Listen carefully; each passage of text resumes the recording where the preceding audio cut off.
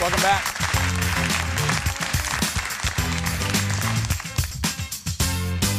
Our first guest loves to do things that would scare the living daylights out of me any given day of the week. He stars in the Travel Channel show The Holzer Files, where he investigates the true hauntings from the case files of Dr. Hans Holzer. Here's a clip from the new season.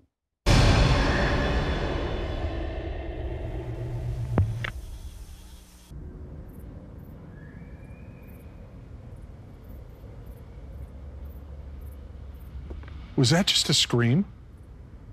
Did you hear that? It's what so many people have reported. A scream that came from this area. What is that? Look at that! What the? Who is that? Wow. Who is that? Hey, it's that guy right there. Please welcome back to our show, our good friend Dave Schrader. Hi, buddy. Hey, good to see you. And let me just say, I don't know if many people say this to you, Jason, but with what's going on in the world around us and so much strife and anxiety, I am so thankful that you are back on the air doing what you do best and entertaining so many people. So as a fellow Minnesotan, thank you for continuing your work, man. Oh, buddy, thank you. You're going to make me cry. And I really, that means a lot to me. We all, it's a goofy show, but we take that seriously. It means a lot to us. So thank you for saying that. I really appreciate it. Well, we love it in the Schrader household. So you keep us laughing and entertained and keep us kind of connected to the outside world in a light, upbeat way. And that's not always easy to do. So congratulations to you. Well, let me return the favor, and I mean this. I was going to start this way, whether you said what you just said or not. Colin Matheson, don't take offense to this. I'm usually just prepping for my shows at night. Colin is obsessed with your show. And I mean, Dave, I'm serious.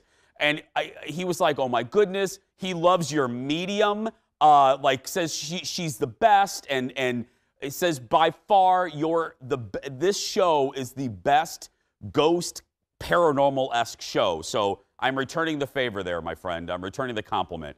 So thank you. I appreciate that. Let me talk about that scene we just saw. I can't cuss like you did there, but seriously, what the blank was that? We were in this place. This was an unconventional location for us. And this case is really amazing. It's called the Phantom Hand. And as far as ghost cases go, you couldn't ask for a better story. Jason, when this story originally broke, and I believe it was back in the 60s, this family was being plagued with this strange phenomena taking place in their house. They started hearing voices and footsteps, and they had one of those trap doors in the floor. And the door would bang and jump. And they would, from time to time, see this hand reaching out from underneath the door. And the family would put things on top of it to keep it down. They'd come back and everything would be moved. And one time they saw the hand coming up, they called the police. The police show up, called on a warning as this hand is coming up. The police shoot at the hand. It's all in the reports. And it was in the newspapers of the time. The cops shot at it and then left. They didn't want to mess with whatever was down there because they knew it wasn't human. That's wild. But it didn't stop with that family. There was widespread paranormal phenomena, and nobody could explain exactly why. And that always bothered Dr. Holzer. Well, we go back and find out probably what's causing it. Well, and in the beginning of that clip there, when you turn around, and again, I know you well enough, your face says it all. You heard that scream. Was it? I mean, was it? Because sometimes you know this in your cases, or when you're on property, you hear subtle noises. To me, looking at your face, and correct me if I'm wrong, that scream probably in person was very clear. Am I wrong on that? Oh, it was really clear, and it was terrifying. When you're in a dark location, and we're at this railroad station setup, and you hear a woman's blood-curdling scream, my blood ran ice cold. And that's saying something as a Minnesotan. I was terrified in that moment of what was going on. And then I saw what was a fully formed shadow figure walking directly in front of me. I want to reverse a little bit. Obviously, the show is called The Holzer Files. I mentioned Hans Holzer. Can you give a little Reader's Digest for people that are maybe new to the show? Sure. Who was Hans? Well, Dr. Holzer was one of the preeminent paranormal investigators and parapsychologists in the United States. His journey began in the 50s, 60s, 70s, 80s. Right up until his death, he was still looking into cases up to 2009. And we just celebrated his what would have been his 100th birthday. It's just really astounding the amount of work this guy did. He wrote over 140 books on witchcraft and ghosts and aliens and psychic phenomena. And he was just so prolific. He really kind of dragged it out of the shadows and made it accessible to the masses. And people really love and respect the guy.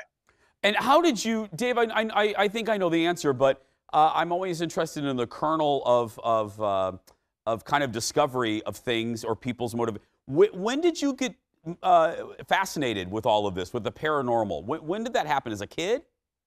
I think the paranormal has been fascinated with me. And I know that sounds egotistical, but it's been around me my whole life. My grandmother's spirit would come visit me after she passed. I was only about 2.5, 3 years old, and I would tell details that I shouldn't know about my grandmother to my relatives.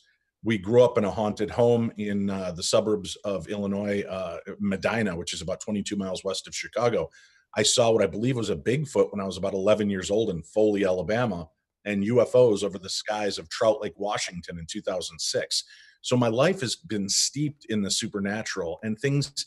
I have a great penchant for being in the right place at the right time. Well, Dave, I can one-up you in one way, my friend, and it's not a contest. I saw a chupacabra in St. Louis Park. A chupacabra in St. Louis Park? That's right. Highway 100, my friend. See, you're giggling, but Highway 100 and Minnetonka Boulevard. It was 4 o'clock in the morning. It was on the side of the road, and I was all alone. And I I rolled down the window, and we exchanged a look. Like we had a moment, Dave. We had a moment, and then he ran across, and he had like a really weird walk, and it wasn't a mangy dog. It was this thing. I've been around dogs all my life. It had a weird gait, a weird shape. I'm telling you, there's a chupacabra in St. Louis Park. I only laugh because it's out of shock and surprise, but nothing should shock and surprise me anymore with the strange creatures that have been seen. And it's 2020. It's 2020, Dave. Yeah. More with my buddy Dave when we come back. Stay with us, everybody. Back after this. I'm serious, Adam.